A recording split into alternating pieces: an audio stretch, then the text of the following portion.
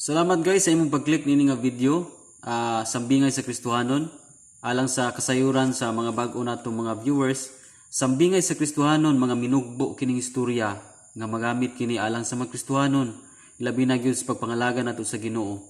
Mga minugbong istorya nga daghan ka makatunan nga moral lesson sa imong pagkinabuhi while nangalagad ka. So alang kini kanimo kanatong tanan labi na gyud pwede po nimo ning ma-share sa imong kaubanan. Kung na-bless ka nining maong mga istorya, guys, daghan na mga istorya, pwede kang makabisita after this video. Pwede po kang mabisita sa lain pa natong mga istorya nga na-upload. Okay? So puli matapos nimo ni kini atong istorya karon alang kini sa mga Kristohanon nga aduna pa espiritu sa kahakog. Kining kahakog duway kay ni mabiyaan sa tao. Labi na gyud naanad taog kadalo. Kaning kahakog kadalo na bang kuripot sa pailaing mga termino ana. Unya muna bitaw nga makapangutana ka bang ano mang samo kayo ang kung kinabuhi ug dili man siguro samok imong kinabuhi nas imong pamilya nakita nimo nga grabe ang kasamok na itabo unya nakita nimo nga wala bitaw kalipay no wa gini mo sinati ang kalipay tinud-anay unya imong pamilya grabe makasakit nga nahitabo usas mga hinungdanana adunay espiritu sa kahakog nga naghari sa atong mga kinabuhi. Okay? So para masabtan nimo ni guys, inani ang senaryo sa mga atong istorya karon. Dunay duha ka managigala. Kining duha ka managigala, silingan kay sila. Unya gikan sila pagkabata hangtod pagkadagko nila. Grabe ang ilang kasuod sa ilang pagkahigala ay tungod kay silingan gayud sila. Unya dunay usa ka higayon ni ana nga manarbaho sila. Layo man ang ilahang tarbahuan, lungsod man, unya bukid man sila nagpuyo. Unya gusto sa mga barkada, sa usang barkada nga di gyud sila magbulag. Okay, suod lagi sila. So ug unsa may plano sa usang manarbaho, tarbaho gyud silang duha. So kuyog sila. Dunay usa ka higayon nga adto na sila, tarbaho sila dito sa lungsod. Unya gadalanay na sila bag, balon, bugas. Kay kanila lagi manarbaho sila nga kuyog sila. Okay, suod kayo. Balon sila. Ang problema lang kay muagi sila og dako kayong lasang. Before sila makaabot silang tarbahuan dito sa lungsod, muagi sila sa lasang kay bukid man. Wa pa may sakyanan. Okay? Kay bukid man nila dili walay layo ra kay krusada. So kinahanglan sila maglaktod diya sa dako kay lasang. Sa dihang niabot sila sa lasang, nakahinagbo sila og tigulang. Unya kining tigulang miingon sa maong duha ka managhigala. Nga dong asa man day mo? Ngayon tong duha ka batan-on nga lo kanang muagi mining lasang kay manimpalad big panarbaho dito sa lungsod. Unya niyon tong manggulang dong ayaw lang mog agi ni ining lasanga. Ayaw lang mog padayon.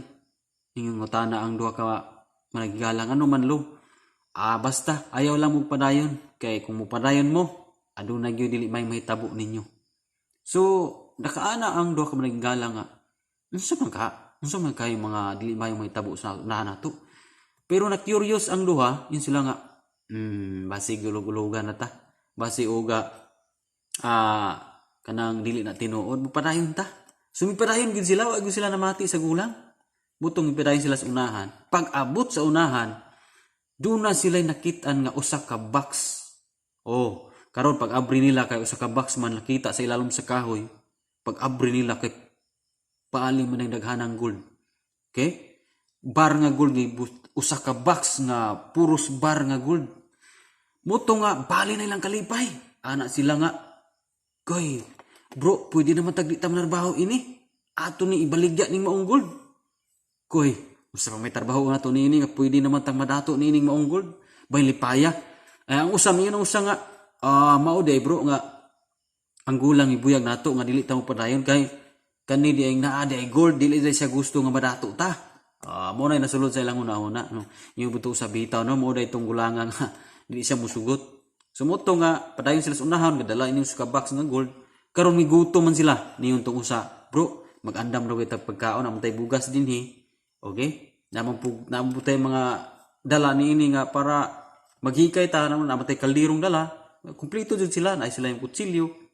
So ikaw bro, na makaisundang, ikaw daw gay mangahoy dito sa dapit sa suba. Unya ako mo'y magprepara diri. mo'y maghiwa-hiwa diri sa ato ang kanang kanon. Okay, nya ako po'y maglungag karon nangahoy itong unsa may nasulod sa una sa nangahoy siya nga matay sa og ako dugay lubaon ang akong kauban. Tungsoon niya ba? Maako ginang tanang god. Samtang nangahoy siya, nasulod na siya una nga iyang lubaon ining abot. Di iya gitong gibuhat pag abot niya, wa siya pabalo, wa siya pahalata. Pagtanaw niya nga ang iyang kauban naglungag na sa kay naragyot kana lubaon niya. Patay na ginaron tawhana. Ako ang ginanggol tanan. No? Dato na gyud ko matud pa niya. So, nagtalikod man tong galungag, agiluba na igsuon, pansakan na nasluyo. Hangad ning usa, unya nakaplitok pag yung pulong, bro, ano mag-imang kong giluba, may kahakog nimo. Diya taon-taon namatay ang maong giluba igsuon. Unya kay katong galuba, balipay sa, wow, ako nagining gold, ako nagining. Muto nga, na may linungag sa kauban, naluto naman. Wa jud ka kaon taon tong galungag. Siya kaon sa ako na bitaw ning gold. Gutom man siya, kaon. Abtag us ka oras igsuon human iyang kaon. Kay namatay man pud. Kay kato pud ang galungag nasudlon pud daotang huna-huna tungod sa kahakog. Niyon po siya nga kini akong linungag butangan pud nako ning hilo aron mamatay tong akong kauban nga nangahoy. Maako po ning gold. Pareho sila huna-huna nga dautan tungod sa kahakog. Diha nahitabo nga wala nila naangkon ang ilang buot nga ang kunon tungod sa ilang espiritu sa kahakog. Igsuon ko diha sa Ginoo kini maong istorya dako kayo ni kahulugan sa tong kinabuhi wala nga lagad ta. Nga di gid ta magpabilin sa espiritu sa kahakog. Kay kaning espiritu sa kahakog unang lesson nga imong makuha. Dun natay buot kabuton unya dili nato makabot kung aduna natay espiritu sa kahakog. Okay? Muniti man Daghan kay mga tao karon nga daghan kay mga pangandoy sa kinabuhi. Buot silang maangkon o makabot ang mga pangandoy. Pero ang problema kay adunay espiritus kahakog ang ilang kasing-kasing, bang wala nila nakabot ang maong mga pangandoy. Kung bunga lang nas kahakog ang atong mga pangandoy karon, ingnon ti kaigsuon, lisod kayo na makabot nato kung bunga lang nas kahakog ang atong gipangandoy karon. Gusto kang ilhon sa uban nga ikaw mo'y batugan, gusto kang maila nga ikaw taas nila, lisod kayo ng maangkon nimo labi na kag Kristohanon karon. Muna nga di kita magpabilin sa espiritu sa kahakog. Matud pas Proverbs 28 verse 25, ang kahakog naghaling lamang og kasamok apan ang nagsalig sa Ginoo muuswag. O di ba? Muna bitaw nga daghang Kristohanon karon nga dili pud Kristohanon pareho ra nga grabe ang kasamok, pamilya, gubot kayong pamilya tungod sa kahakog sa kwarta, walay time sa Ginoo, perting pagkasamuka ang pamilya.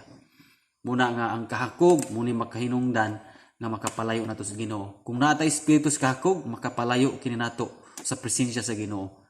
Muna nga kung malayo nato sa presensya sa Ginoo, kinsa man gyud pamilyang dili magubot kung malayo nato sa presensya sa Ginoo. Kaya ang presensya sa Ginoo mao ron ginay makasulbad sa kagulyang, mao ron makapagaan sa ato ang kinabuhi, mao ron makapahusay sa atong pamilya kung naatay pang Ginoo. Muna nga ang espiritu sa kahakog naghaling lang magkasamok. Pero sa Proverbs 20:25 ang musalig sa Ginoo uswag. Di ba?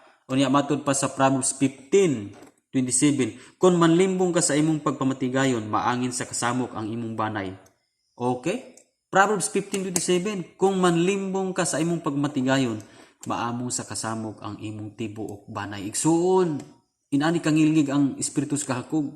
Kung nagtubo ka o nakinaiyan nimo ang espiritu sa kahakog, dili gyud siya maayo nga magpabilin kaniana. Kaya dili lang ikaw may masamok, ang imong tibok banay maapil sa kasamok. Muna nga kung na-realize nimo nga mao day daghang kasamok ang pamilya mo, day ako nasamok kung una-una, libog kayo kung una-una.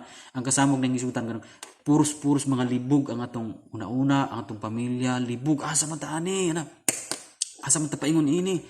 Tungod kay naa ang espiritu sa kahakog. Igsoon kung na-bless kanini nga story, paki-share sa imong mga kaubanan.